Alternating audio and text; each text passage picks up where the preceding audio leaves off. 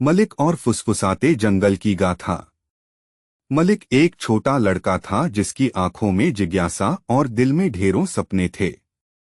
वह whispering woods, फुसफुसाते जंगल के किनारे रहता था।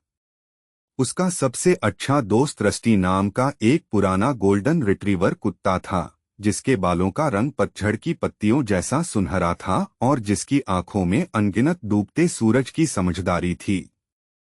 हर दोपहर वे दोनों पुराने पेड़ों के बीच छिपे एक शांत और सुनहरे कोने में जाते थे।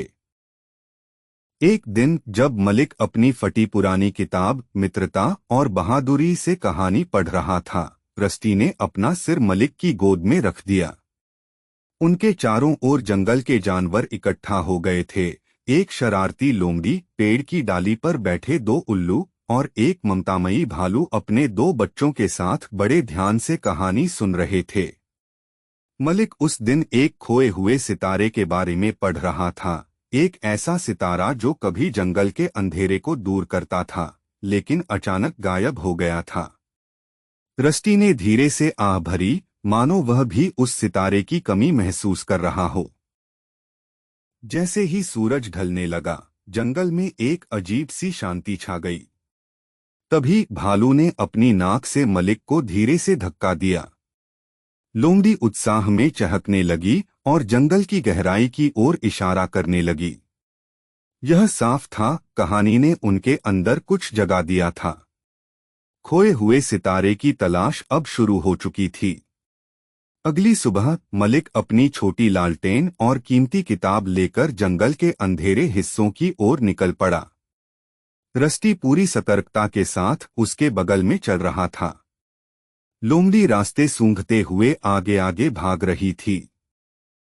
भालू और उसके बच्चे झाड़ियों को हटाते हुए रास्ता बना रहे थे, जबकि उल्लू ऊपर से निगरानी कर रहे थे।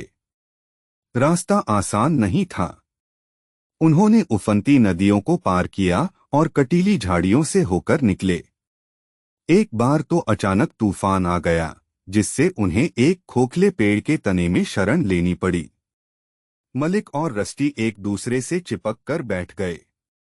बाहर तेज बारिश हो रही थी, लेकिन साथ होने की गर्माहट ने उनके हौसलों को और मजबूत कर दिया। कई दिनों और रातों के बाद वे एक ऐसी जगह पहुंचे जहां से हल्की रोशनी आ रही थी। वहां एक विशाल और प्राचीन पेड़ खड़ा था। उसकी सबसे ऊंची टहनी पर एक चमकता हुआ गोला था, वही खोया हुआ सितारा। वह वास्तव में कोई तारा नहीं, बल्कि एक दिव्य क्रिस्टल